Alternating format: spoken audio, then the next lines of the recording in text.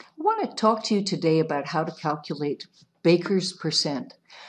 It's an easy and accurate way used in industry to check our formulas, to compare formulas, change batch sizes, and also to create new formulas, something that you'll want to be able to do. Let's get started working through some examples. The most important thing to remember is that flour is always going to be 100%.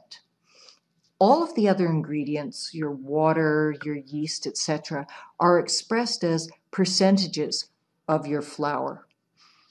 Really, they're just a ratio compared to the flour.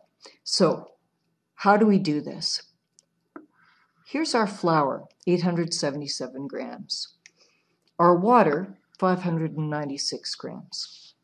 So, if we take our water and we divide it by our flour weight, we're going to end up with 68%. So, in other words, 596 grams divided by 877 grams is 0.68 or 68%. So, let's give a try to a whole formula. So, let's try this example. Now, we've already said that flour has to be 100%.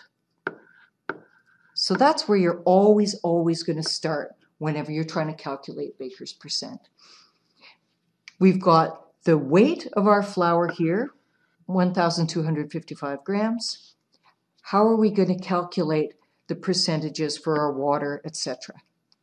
So 815 grams divided by our flour, 1,255, that's going to give us a figure of 0.649.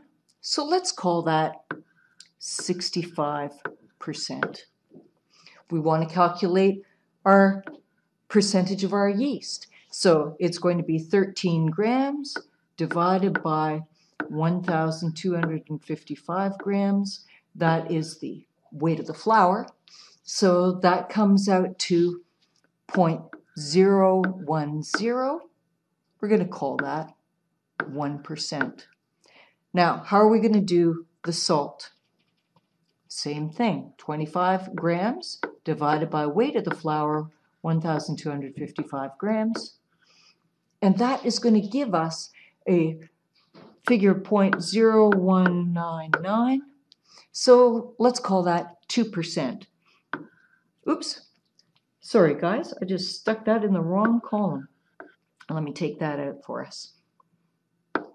So the salt, as I said, it's going to be 0.0199. So we're going to call that 2%. When we want to do our malt powder, 7 grams divided by 1,255 grams. Again, that gives us our figure of 0.0056. So what are we going to call that? Let's call that 0.6%. Important to remember, we want to add up all of these percents, because when you add up all of those percentages, it makes it a lot easier when we want to change our batch size. That's something that you're going to want to do. Your formula may make, say, 10 baguettes, and what happens if you've got an order for 15 or 25 loaves? So add up all of your Baker's percent, 100 plus 65 plus 1 plus 2 plus 0.6, and that's going to give us a total of 168.6%. Then we're going to move on to add up the weight of all of our ingredients, because you need to know what your actual yield is going to be on your formula. So we add these all up, and our total ingredient weight is going to be 2,115 grams. So let's sort of up the ante a little bit. What happens if we've got a bread recipe that has more than one type of flour? This recipe's got both strong flour and whole wheat flour. Well, we have said that we're dividing by the total flour weight. So what we have to do is treat the strong flour and the whole wheat flour added together as 100%. We're going to express each of these individual flours, the strong flour and the whole wheat flour, as components of. So we're going to take our 855 grams and we're going to add our 400 grams. Our total flour weight is going to be 1,255 grams. So every individual ingredient has to be divided by this total flour weight. Let's get started.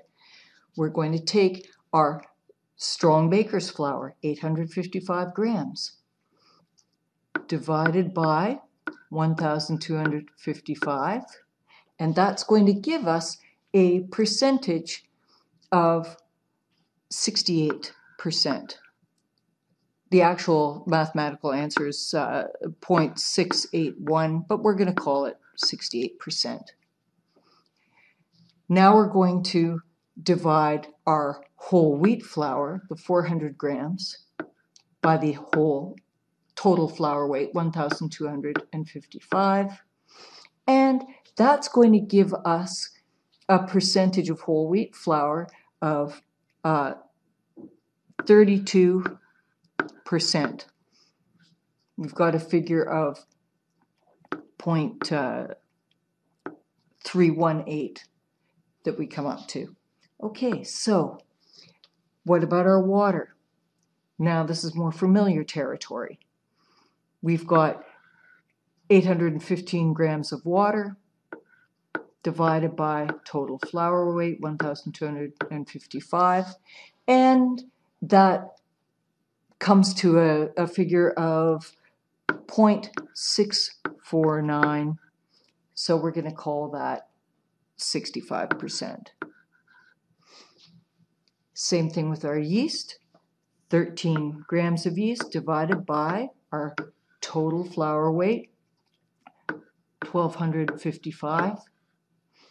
That gives us a figure of 0.010, or we'll just say 1%. Put my percent symbol in there.